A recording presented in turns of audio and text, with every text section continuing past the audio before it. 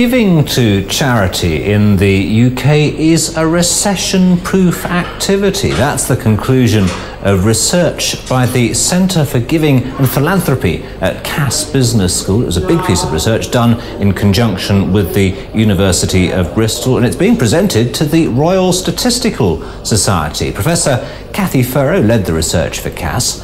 I asked her to explain her conclusion.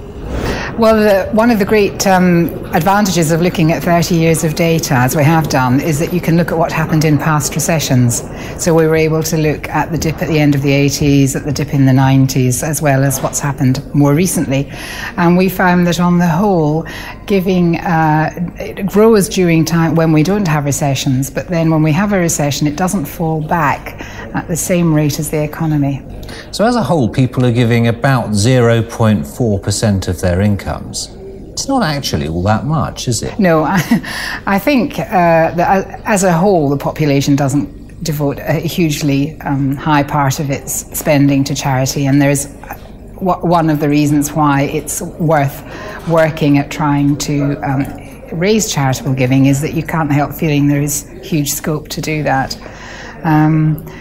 What we found is that people have been giving more, but only as expenditure has gone up over the 30 years. So their giving has gone up in line with their expenditure, but what they're not doing is devoting a higher share of their expenditure to giving. And it's quite interesting seeing the breakdown of the groups within society, because according to your research, arguably the most generous people are actually the poorest. The poorest people give the highest percentage of their income to charity.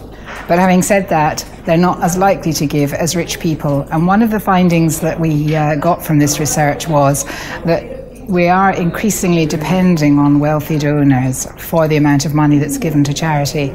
So the share given 30 years ago, the share given by the rich was about 16%, whereas now it's 22%. We are also increasingly depending on older donors whose share of giving has gone up.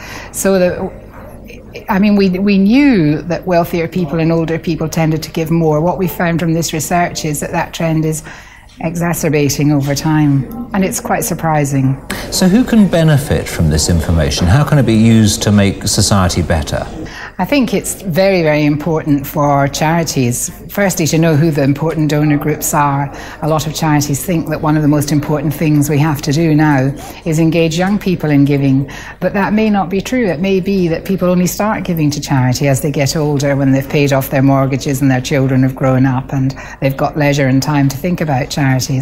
So I think fundraisers need to look at why this is, why there is so much more giving amongst older people.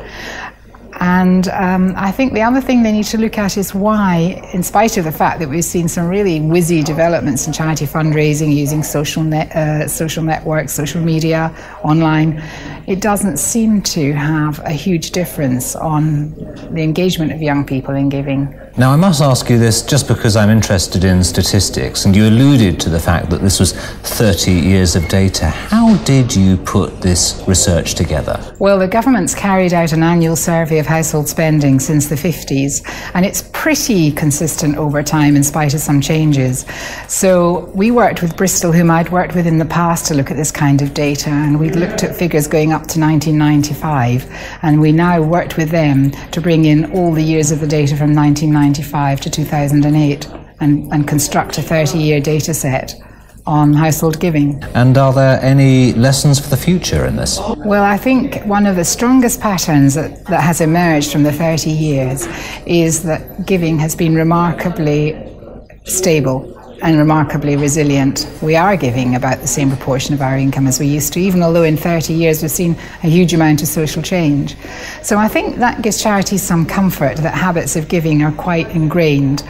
On the other hand, it does suggest that getting people to give more and give differently is going to be a huge challenge, and as we face the challenges of the big society, government hoping that philanthropy will be able to pick up some of the slack as spending cuts bite, it is actually going to be very difficult to raise the bar on giving. I think people set aside in their minds an amount that they think it's reasonable to spend on charities, and shifting them from that is quite hard, so it's both a good and a bad thing.